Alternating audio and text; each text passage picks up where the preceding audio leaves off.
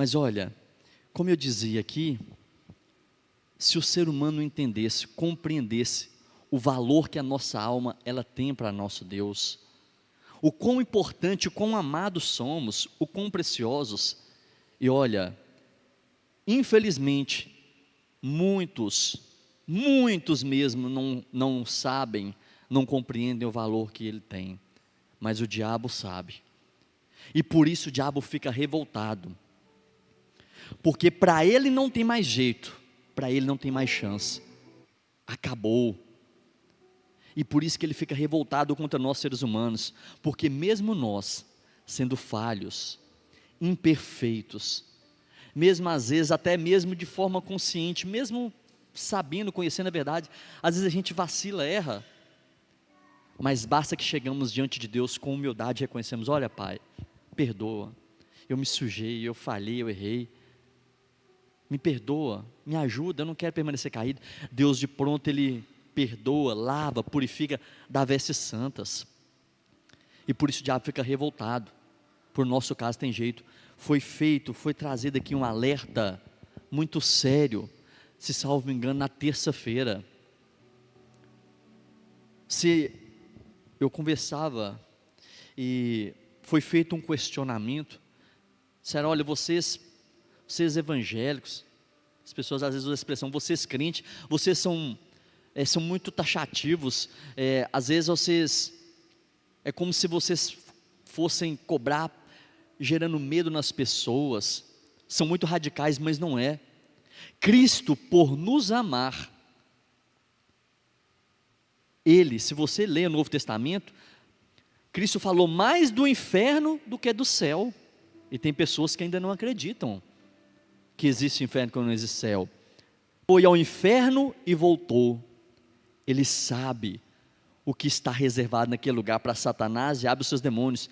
O inferno foi criado para Satanás, diabo e os demônios, mas infelizmente, os que se rebelam contra Deus, que não abrem o coração, que escolhem viver sem Deus aqui, talvez até consigam viver aqui sem Deus, mas se morrerem sem Deus, infelizmente, irão parar naquele lugar. E Cristo, por nos amar, é que Ele alerta tanto, e às vezes manda ser radical, como lá em Marcos, que Ele fala, olha, se tem alguma coisa fazendo a pessoa pecar, é melhor que ela corte, ampute aquilo, vai o corpo aleijado para o céu, do que ir perfeito para o inferno. Em outras palavras, ainda que doa, corta, lança fora, abre mão de tudo aquilo que está te impedindo de estar em comunhão com Deus. Ele foi o único que morreu, foi ao inferno, ressuscitou, foi lá e voltou. Ele sabe o que está ali, choro, dor, pranto, e até mesmo, hoje de verdade, eu procuro deixar o culto mais descontraído, mas eu sinto nas reuniões que eu estou dirigindo, o povo fica meio tenso. Deixa eu até aproveitar aqui, qual que você considera de repente, o pior lugar para se estar nessa terra? Qual que é o lugar que você acha? De repente a pessoa diz assim, evangelista, acho que é o deserto, deve ser um lugar muito triste, muito doído de estar. Às vezes a gente vê aqueles filmes, somente eu estava vendo outro dia aquele seriado, os 10 Mandamentos, às vezes a pessoa na peregrinação do deserto, a pessoa está tão desidratada, quem aqui já sentiu sede, gente? Mas sede mesmo, aquela sede terrível, sede todo mundo sentiu, mas aquela coisa assim, de morrer de verdade. Eu ficava olhando no deserto ali, as pessoas tão desidratadas, a pele começa a ter pruridos ali, feridas, e foi dito aqui na terça-feira, lá no inferno, a pessoa vai clamar por uma gota de água, para tentar amenizar ali, e não vai conseguir. O lugar é terrível. Se hoje, nesse mundo, a gente já vê coisa que a gente fica encabulado, coisa que espanta, o mundo está mal, é feia a coisa lá fora, imagina naquele lugar, imagine aí. E aí por isso que eu te perguntei, aqui na terra, não estou dizendo nem o inferno, qual que é o pior lugar para se estar?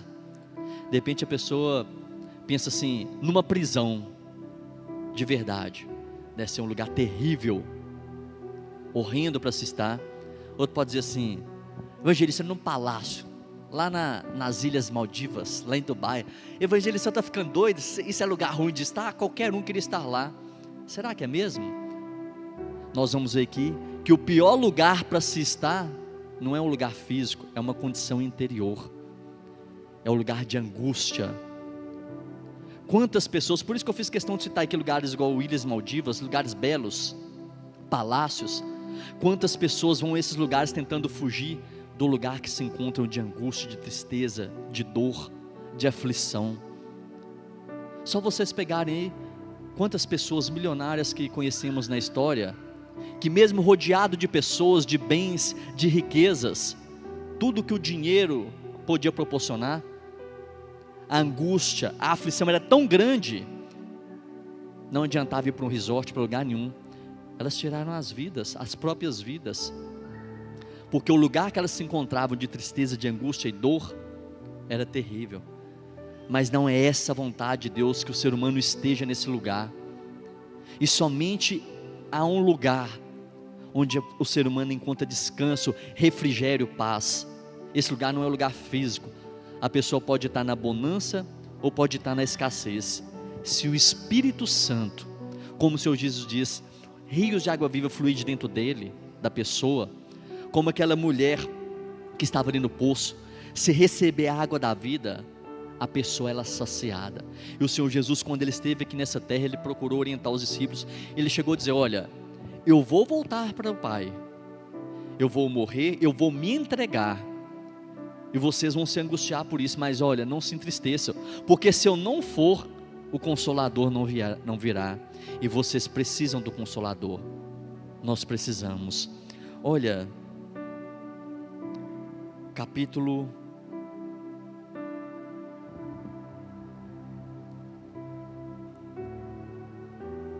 só localizar, João 16, capítulo 16, versículo 17, olha o que o Senhor Jesus nos diz.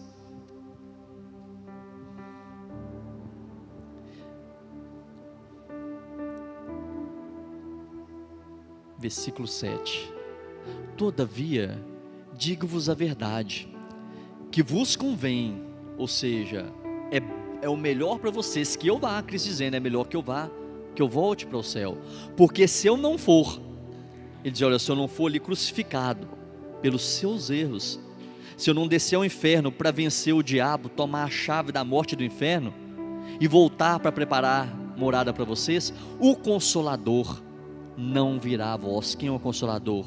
Espírito Santo, o nosso Deus, o nosso amigo, aquele que nos ajuda, que nos suporta, que nos sustenta. Nós vamos ver aqui, o Pai, o Senhor Jesus, eles estão na glória, estão esperando por cada um de nós, para que aquele que permanecer fiel, ele, no final, quando fechar os olhos aqui, dizer, olha, bendito de meu Pai, vem para a minha direita. Mas quem está conosco aqui nesse mundo, nos ajudando nas nossas fraquezas, nos convencendo quando erramos, quando a pessoa, mesmo a pessoa que não serve a Deus, quando ela erra, lá no fundo dela, vem um incômodo. Quando você erra, de pronto, vem um incômodo dentro de você, é o Espírito Santo, procurando espaço para convencer, olha meu filho, minha filha, não é essa a minha vontade para você, olha, toma uma mudança de direção, se eu não for, o Consolador não virá a vós, mas quando eu for, vou-lo enviarei. Cristo prometeu, olha, quando eu for crucificado, ressuscitar, eu voltar para os céus, eu vou enviar o Consolador, como penhor, como garantia que eu vou buscar, vou voltar para buscar vocês, se permanecerem fiéis. Olha o versículo 8, e quando ele vier, Cristo dizia isso quando ele estava aqui, ele já veio, porque Cristo já voltou, convencerá o mundo do pecado e da justiça e do juízo. Cristo dizia, olha, quando o Espírito Santo vier, ele é quem vai convencer vocês, quando vocês errarem, é ele que vai convencer vocês a se arrependerem, a se voltarem, a me buscar. Cristo até dava exemplo para eles ali, olha, muitos vão me negar, eu vou ser crucificado, e o Espírito Santo é que vai convencer vocês, olha, traímos, negamos o Filho de Deus, ele vai produzir o arrependimento, até mesmo para nos arrependermos, nós precisamos da ajuda de Deus, para sermos gratos ao amor dele, nós precisamos dele, é o Espírito Santo que nos convence, está dizendo, e quando ele vier, e ele veio, convencerá o mundo, a humanidade, quando diz o mundo ali, a humanidade, o ser humano, aquele que der espaço, der lugar, der condição, convencerá a humanidade do pecado, É Ele quem nos convence dos nossos erros. Foi Ele quem convenceu cada um de nós a estar aqui, porque Ele não quer que nós permaneçamos separados dEle, pelo contrário, Ele veio para nos dar uma vida abundante. Convencerá o mundo, a humanidade do pecado. É Ele quem convence o ser humano de que Ele é justo, e não só isso, e do juízo, de que é Ele quem convence, de que aquele que se arrepender da vida sem Deus, aquele que entregar a vida para Deus, é o Espírito Santo, presta atenção, é Ele quem convence o ser humano, de que Deus é justo, para nos justificar, não é porque merecemos, somos dignos, para que não venhamos enfrentar o juízo. O juízo vai vir sobre todo o ser humano, desde o primeiro que existiu aqui nessa terra, Adão, até o último, desde os mais santos homens e mulheres de Deus, até os piores ateístas que aqui pisaram, todos um dia enfrentarão o juízo de Deus, mas aquele e aquela que valorizar o Espírito Santo, que der lugar para o Espírito Santo trabalhar na vida dele, vai ser justificado, porque quando Ele vier, convencerá. Ele veio, é Ele quem nos convence, a humanidade do pecado, da justiça e do juízo. Versículo 12.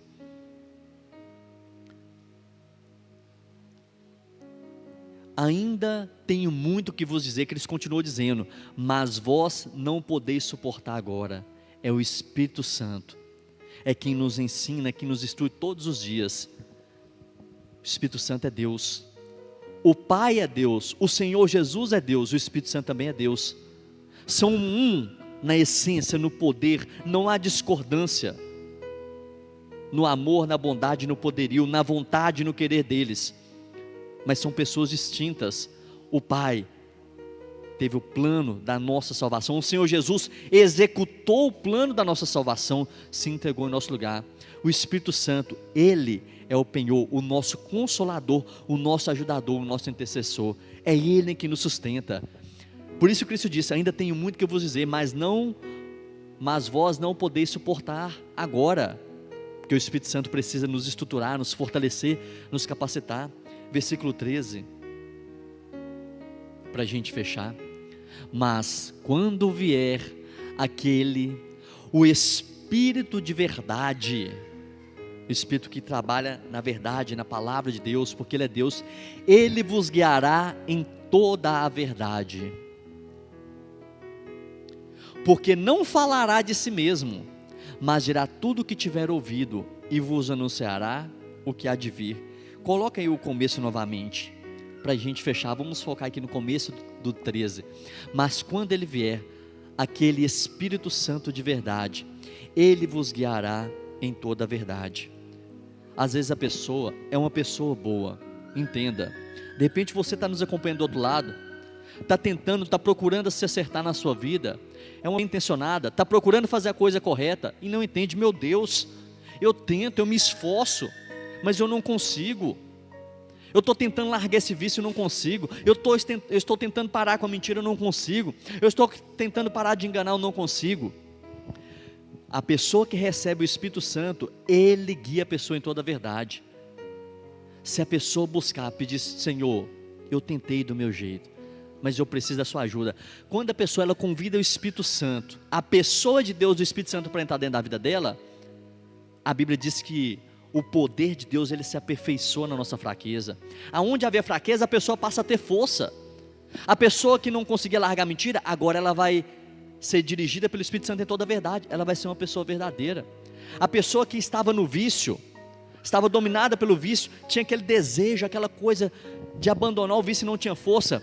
Quando o Espírito Santo está na direção da vida dela, ela é guiada na verdade, ela é liberta, ela encontra força.